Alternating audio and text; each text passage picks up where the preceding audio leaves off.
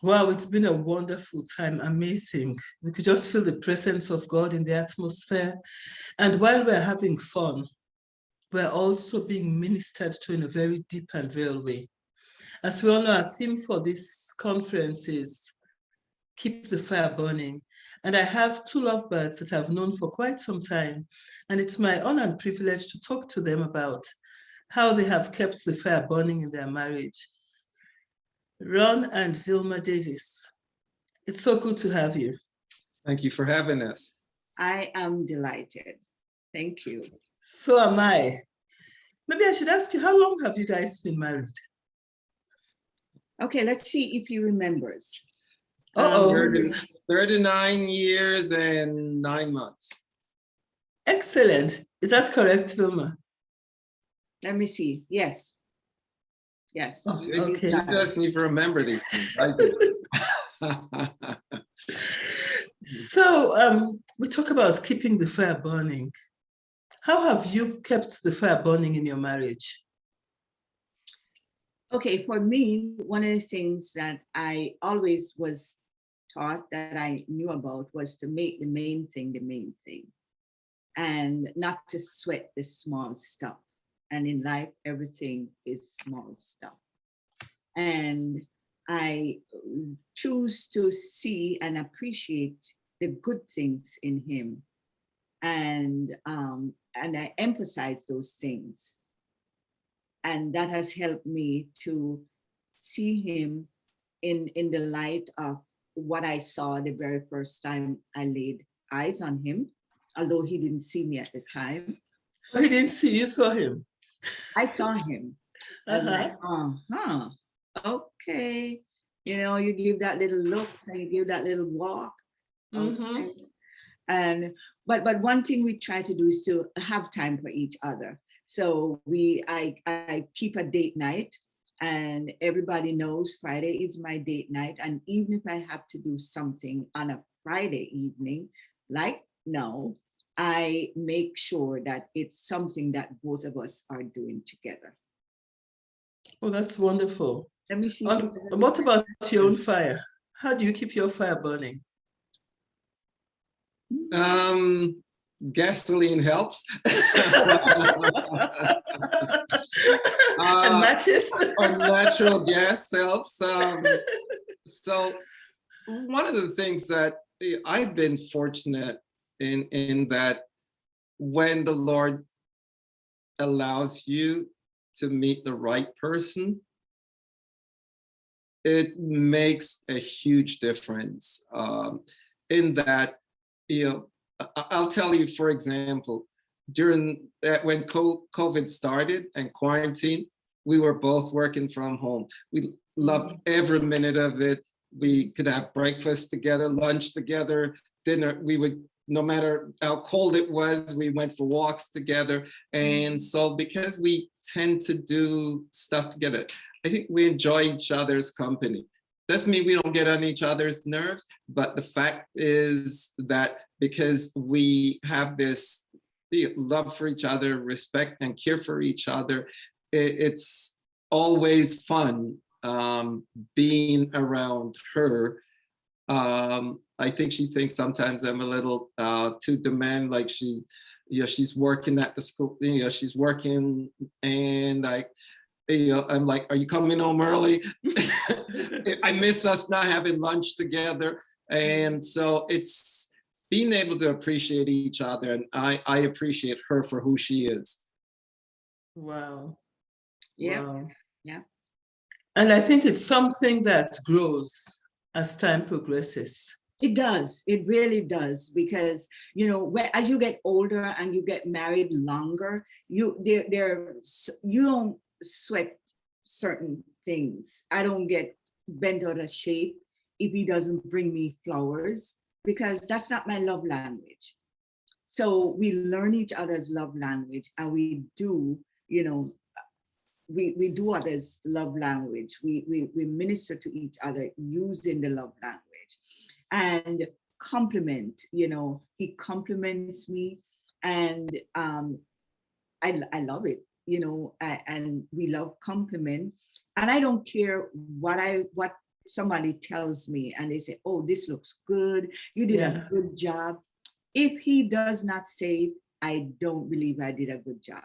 And if he's the only person that says it, I'm in heaven, because I believe every word that he says. You know, to me, he doesn't give compliments just to, you know, to give it to me. But I really love the way that he makes me feel appreciated, and he makes me feel as if I am, you know, worthy. You know, because I came into the marriage at one time with kind of low self-esteem, and I didn't think that he would even give me a second glance, only to realize he probably was thinking the same thing, that, you know, I wouldn't want an ordinary boy like him, right? But then I realized, you know, he really made me feel just as how God thinks of me, that I am worthy, I am worth it. So I really do love being married to this man. And I'm not going to make it look as if everything is perfect and peachy, but we learn to talk to each other, to communicate, to say what I don't like, how it makes me feel if he does something. And I'm not, you know, blaming him. I put it back on me to say, this is how I feel about it. And, you know, we talk about it, and we don't go to bed, you know, mad at each other, but we don't allow it to build up. We talk about it. And that helps a lot. You mentioned love language, you mentioned compliments. Ron, when you got married, did you realize that she had those issues like low self-esteem? And is that why you were able to narrow into the ashes and make a flame out of it? Let's talk a bit about that. Well, no, the answer to that would be no, I did not. She looked all confident and all that, masking it. Yes, and so the thing is, when we got married, initially, I realized like she would be upset about some things or whatever, and I had to learn. And so I sat her down and I said, listen, people have been talking long before. You remember this conversation? I said, people were talking long before we were born. They're going to be talking long after we're dead and gone. So let's live our lives. Let's live our lives. This is our marriage. Let's, you know, grow together and enjoy each other. And don't worry about what people say. Never worry about the Jones, the Smith, whoever, whatever this is our marriage. Let's do what works for us according to God's plan for our lives. And I told her that, and sometimes I have to remind her, man, this is us.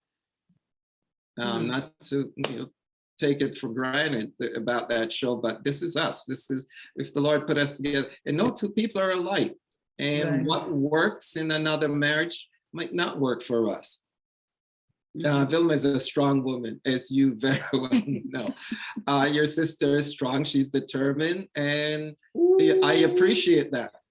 I don't know if I could take someone who is not, you know, just weak and yes and everything. So you can't, I know you. Huh? You can't, I know you.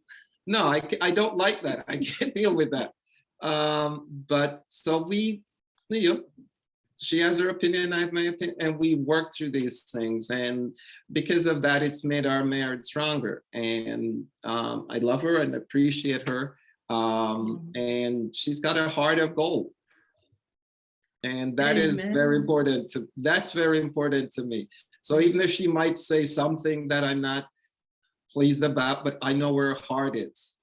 You know, almost 40 years of marriage, I know her heart. And that's really all that matters. And I think God sees the same things in us. When he looks at us, you know, he talks about the son saying, yes, I'm going to go, but he never went. But the other said, I'm not going to go, and he did. God knows her heart. And I've learned to know her heart, and because she's got this love as there's a Jamaican song that says love in her heart. I think it's Papa San. She's got this love in her heart, and just appreciate it. Mhm. Thank Wow. you, dear. Yes, that deserves a thank you. In fact, it deserves a hug. Um, What would you say are some fire extinguishers in your marriage, and how do you deal with it? For me, sometimes she gets off and maybe something, and that she's always busy. I think you could relate. In terms of just always being busy, she is a busy woman. And so I have to fight sometimes for us to get on her schedule, get on her calendar. Like, we need to do this. We need to have time together. And so that busyness, if sometimes I don't want to say, maybe if it's low self-esteem or she feels a certain way about certain things, and I gotta be like, no. This is what I'm saying.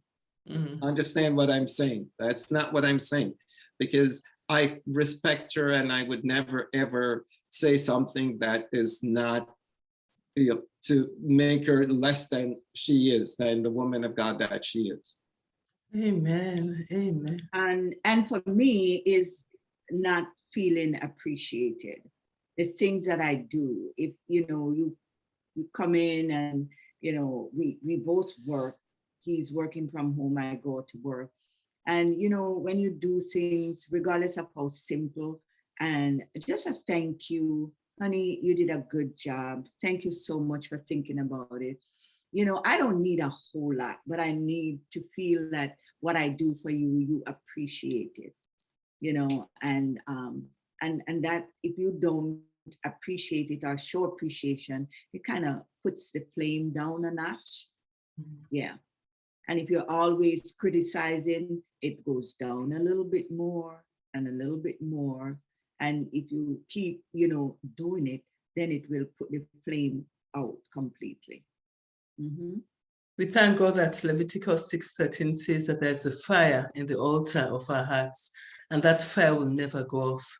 Congratulations on your upcoming 40th anniversary. Thank you. We thank God for you both, and just keep that fire burning and keep letting the world know that with Christ at the center, marriage works. God bless you. Absolutely.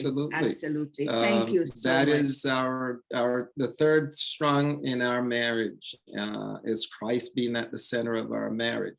And one of the things that I also learned maybe about 30 years ago is that you have to invest in your marriage. The first marriage conference we went to, if I might just share this, I learned that we will maintain the house, we take care of the car so it doesn't break down.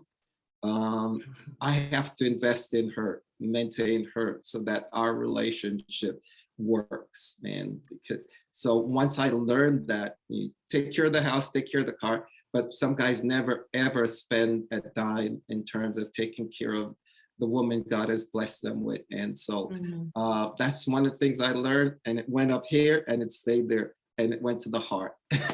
Amen. It went to the heart. May it stay there. Thank you very much. I love you guys. God bless you.